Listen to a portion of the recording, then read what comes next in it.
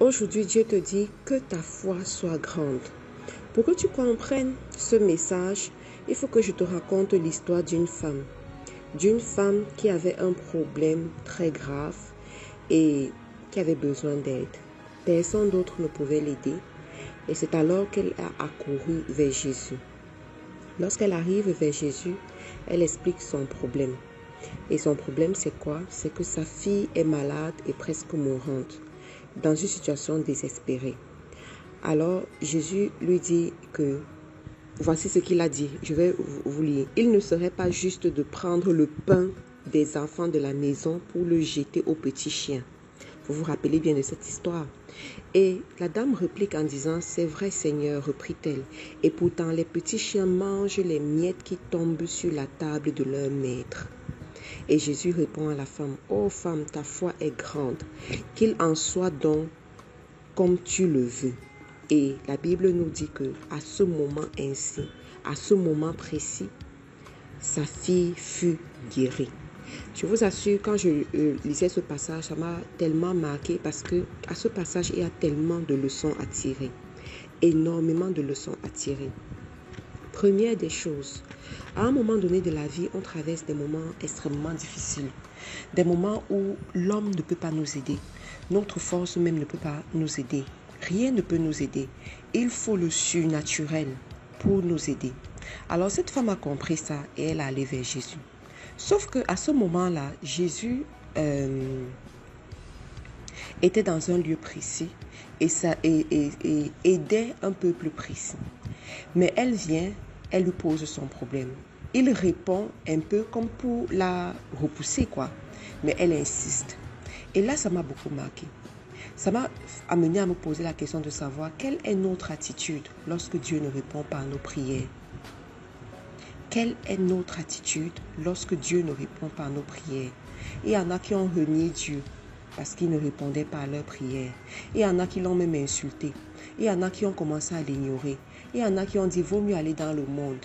J'ai ma satisfaction immédiate. J'ai mon plaisir immédiat.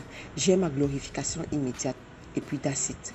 Et il y en a qui ont oublié Dieu parce qu'il ne répondait pas à leurs prières. Il y en a qui sont allés chez les marabouts parce que Dieu ne répondait pas à leurs prières. Et il y en a qui sont allés chez les devins parce qu'ils ne répondaient pas. Et il y en a qui sont allés glorifier un homme. Penser que c'est la puissance d'un homme qui peut les aider. Parce qu'ils ont eu l'impression que Dieu ne répondait pas à leurs prières. Ce matin, je vais te poser la question de savoir quelle est l'attitude que tu as depuis que cette situation ne trouve pas de solution. Quelle est l'attitude que tu as dans la prière depuis que tu as l'impression que Dieu ne t'écoute pas? Est-ce que tu continues à prier?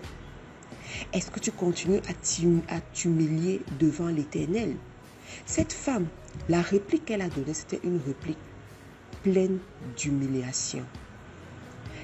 C'est-à-dire qu'elle accepte qu'on dise qu'elle est petit chien. Elle dit, même si je suis petit chien, est-ce que les petits chiens ne peuvent donc pas avoir les miettes? Oh mon Dieu, quelle attitude! Quelle attitude d'humilité!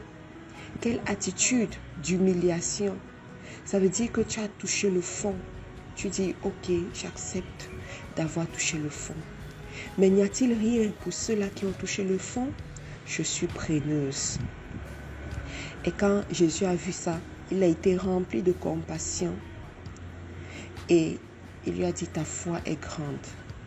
Tu crois tellement. Tu es tellement convaincu que quelle que soit ta situation, le Fils de Dieu peut faire quelque chose pour toi. Il y a une solution pour toi. Quel que soit ton désert, il y a un oasis pour toi quelque part. Quel que soit ce que tu traverses, il y a une solution quelque part pour toi. Il a vu cette foi en cette femme. Il a dit, qu'il te soit fait. Oh femme, ta foi est grande. Qu'il en soit donc comme tu le veux. Comme tu le veux. Et à l'instant, sa fille fut guérie. Ça veut dire quoi? Ça veut dire quoi? Ça veut dire que la foi de cette femme était tellement grande qu'elle savait que il suffit d'une parole pour que le miracle puisse s'accomplir dans sa vie. Et là, je veux attirer ton attention sur ce que Dieu te dit souvent. Comment est-ce que tu reçois ce que Dieu te dit? Est-ce que tu le reçois avec doute ou bien tu reçois avec la ferme assurance que quelque chose va se passer dans ta vie à l'instant même? Il a dit qu'il te soit fait selon ce que tu le veux. Et à l'instant, on dit sa fille a été guérie. J'aimerais te dire aujourd'hui, apprends à muscler ta foi.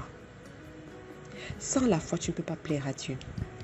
Et la dimension dans laquelle Dieu t'appelle, c'est une dimension où tu as besoin d'avoir la foi plus que toute autre chose sur la terre.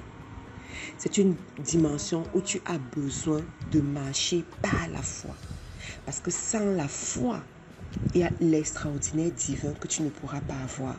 Je veux parler ici aux femmes, aux mères de dynastie, aux épouses de rois, aux épouses consacrées. Femme, sache qu'entre tes mains, Dieu a confié beaucoup de choses.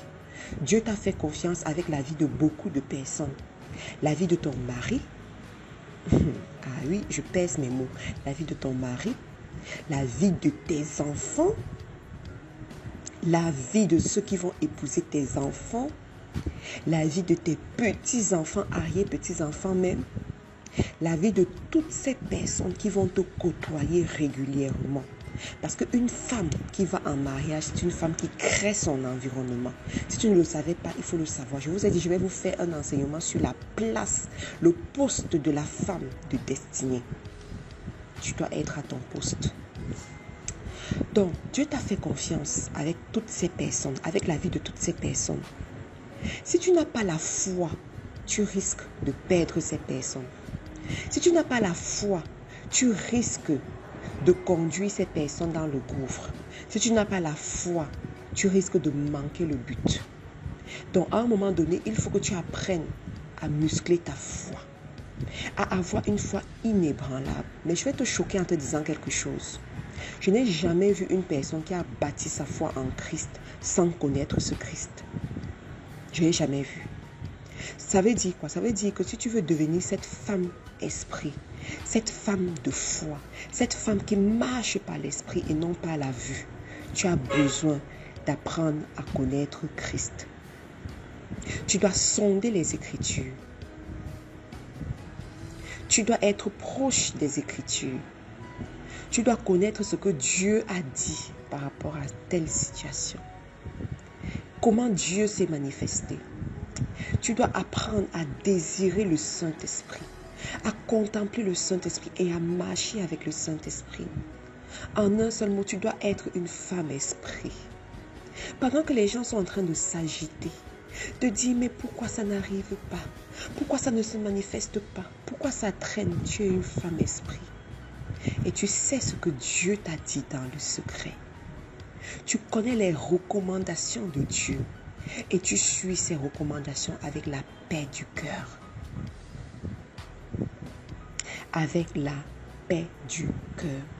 J'aimerais te dire, sois concentré dans cette génération. Avance comme cette femme du Proverbe 31 qui sait qu'avec le travail de ses mains, elle peut avoir plusieurs vignes. La vigne, ce n'est pas seulement dans la dimension financière, c'est l'héritage de qualité.